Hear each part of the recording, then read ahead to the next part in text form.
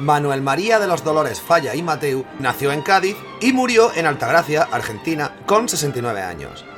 Su padre era un valenciano que había heredado acciones del abuelo en el Banco de Cádiz, y su madre era una catalana intérprete de piano y fue la primera profesora que tuvo el niño, lógicamente. Manuel fue criado por Ana la Morilla, nodriza y sirvienta de la casa, y como él mismo dijo, los cantos, danzas e historias de la Morilla me abrieron las puertas de un mundo maravilloso.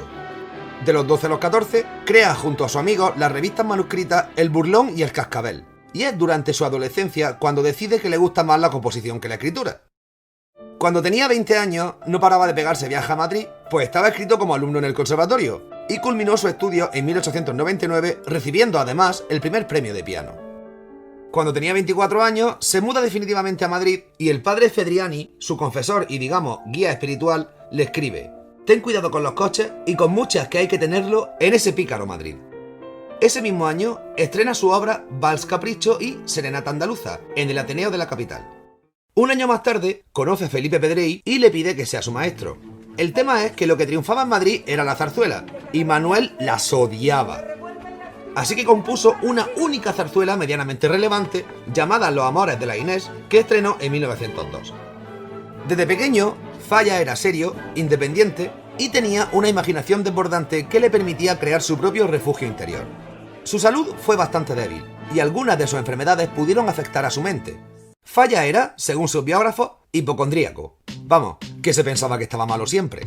Además, tenía varias manías, entre ellas, el polvo. No porque fuese asmático, simplemente no lo soportaba. Cuando barrían las calles, no cruzaba por ellas hasta que, a su parecer, el polvo se había desvanecido del todo. El viento. Vivía siempre con las ventanas cerradas, pero bueno, eso es bastante comprensible habiendo nacido en Cádiz. Higiene. Se lavaba las manos tanto que se produjo una dermatitis crónica. Llegó a manchar de sangre el teclado y le echaba la culpa de su hemorragia y crisis nerviosa a la luna. ¿Qué? ¿A la luna? Moscas. En su casa no podía haber más de 2 moscas. 2 podían considerarse de la familia. 3 o más podían portar alguna enfermedad y había que deshacerse de ellas. El 7 era su número de la suerte y creía que su vida se dividía en periodos de 7 años. En 1904, con 28 años, Manuel estaba sumergido en la composición de su ópera La vida breve, una obra inspirada en Granada, que tiene gracia porque Manuel no la había pisado todavía. Un año más tarde, dicha ópera es galardonada por la Real Academia de Bellas Artes de San Fernando. Pese a que La vida breve estaba premiada, no le tomaban en serio para estrenarla, así que hizo lo que parece que es requisito indispensable para que te tomen en serio en tu tierra: irse fuera. París, en este caso. Respecto a ello, él diría: «Para cuanto se refiere a mi oficio, mi patria es París. De no ser por París, hubiera tenido que abandonar la composición y dedicarme a dar lecciones para poder vivir». Consiguió que le estrenaran esta obra en Niza y unos meses más tarde en París, donde estuvo viviendo desde los 31 hasta los 38 años. Allí conoció a Turina, Albéniz, Debussy, Ravel y el pianista Ricardo Viña. Un poco más tarde, con 38 años, Alemania declara la guerra a Francia y estalla la Primera Guerra Mundial, por lo que vuélvete para España, Pepe. De vuelta en Madrid, la cosa había cambiado bastante. Como Manuel ya había estudiado fuera, ahora sí podía representar sin problema La vida breve y en el Teatro de la Zarzuela. Un poco más tarde, estrena 7 canciones populares españolas, que tiene gracia porque fue compuesto durante sus últimos meses en París.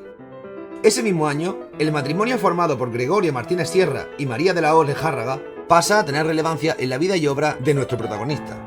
Gregorio fundó su primera compañía dramática y consiguió el puesto de director y empresario del Teatro El Lava de Madrid. Por otro lado, María era la creadora de las obras dramáticas llevadas a escena y las publicaba con el nombre de su marido, como ya ocurrió con La mujer de Liszt o con La mujer de Chopin.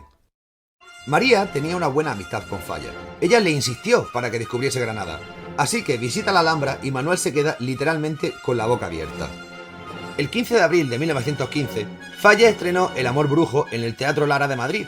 La idea de esta obra había sido impulsada por Pastora Imperio, que fue también la encargada del estreno y que algunos historiadores sostienen que fue su gran amor. Un poco más tarde, se traslada a Cataluña junto a los Martínez Sierra y reparte su estancia entre Sitges y Barcelona, donde compone las noches en los Jardines de España. En la primavera de 1916, llegan al Teatro Real de Madrid Diaghilev y sus ballets rusos para representar El pájaro de fuego y Petrushka, de Stravinsky, presente durante el estreno. Falla dijo sobre Igor: ¿sabe Madrid que tiene como huésped a uno de los más grandes artistas de Europa? Durante la representación en Granada de Noche en los Jardines de España, entre el público se hallaban Diaghilev y Leonid Massin, coreógrafo y bailarín de la compañía. Diáguilev, que María Martínez Sierra definió como testarudo e impaciente, estaba desquiciado por transformar El Corregidor y la Molinera en un ballet para su compañía, y lo primero que hicieron fue cambiarle el título y llamar a la obra El sombrero de tres picos, pues estaba basada en la novela de Pedro Antonio del Arco. Además, había convencido a Picasso para que se encargase de los figurines, el decorado y el telón. El estreno iba a ser un pelotazo. Finalmente, El sombrero de tres picos se representó en el Teatro Alhambra de Londres, pero Manuel no pudo disfrutar del éxito porque ese día murió su madre en Madrid. Juan Ramón Jiménez le escribió 5 días más tarde: le mando un fuerte abrazo, en el que querría que sintiera usted con la misma intensidad que salen de mí mi admiración y contento, fundidos con mi cariño y mi pena. Con 42 años, comenzó su primera composición en Granada, homenaje para la tumba de Debussy, que había fallecido poco antes. 2 años después, se traslada a la calle Real de la Alhambra y el músico Ángel Barrios le ayuda a buscar casa. A finales de 1921, Falla se muda con su hermana María a un Carmen de la Antequeruela Alta. Fue llegar a Granada y alejarse la temática popular andaluza de su obra, pero debió de gustarle la ciudad, pues permaneció 17 años. Manuel decía que Granada era mi pequeño París y que en ninguna parte del mundo suena el paisaje como en Granada. En 1921, con 45 años, se pelea con el matrimonio Martínez Sierra porque ellos habían estrenado Don Juan de España, un supuesto proyecto de colaboración, sin la música de Manuel, y eso sí que no. Pero bueno, en Granada iba a tomar café a El Rinconcillo y allí se hizo amigo de Federico García Lorca. Intenta recuperar el canto primitivo andaluz o cante jondo con 2 actuaciones y organizó en su casa una fiesta infantil de títeres de cachiporra.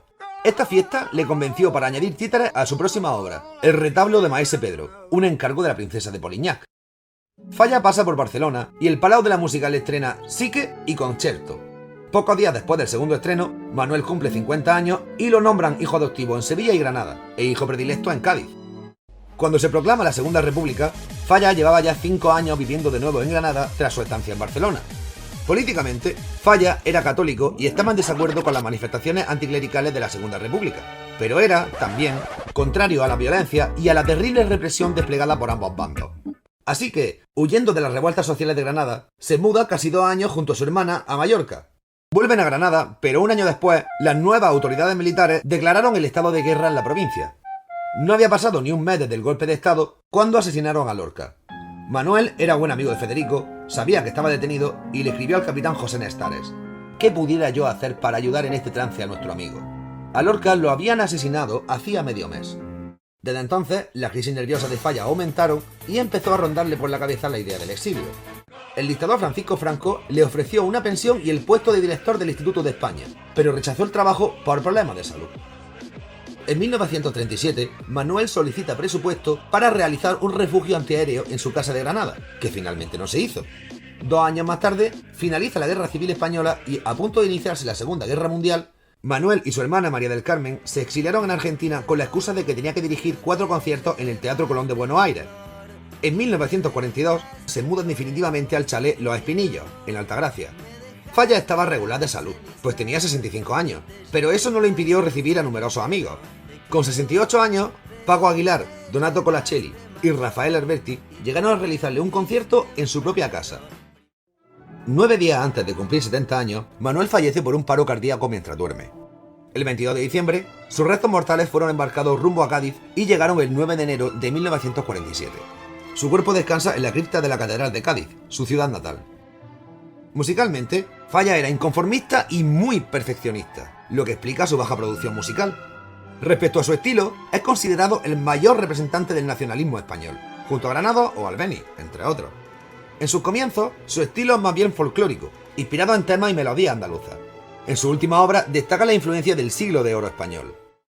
Manuel fue el único compositor que participó en el famoso homenaje a Góngora de 1927, que dio nombre a la célebre generación de poetas. Mención aparte merece su cantata escénica Atlántida, donde veía reflejadas todas sus preocupaciones filosóficas, religiosas y humanísticas. Falla la consideraba su obra más importante y pasó los últimos 20 años de su vida componiendo y retocando esta cantata. Murió antes de terminarla, y su alumno Ernesto Halfter se encargó de finalizarla. Para terminar, cuando Rafael Alberti, con más de 80 años, fue a ver la tumba de Manuel de Falla, escribió: y ahora se halla aquí, en esta profundidad de Cádiz, rodeado de peces agitados que le inquietarán el sueño.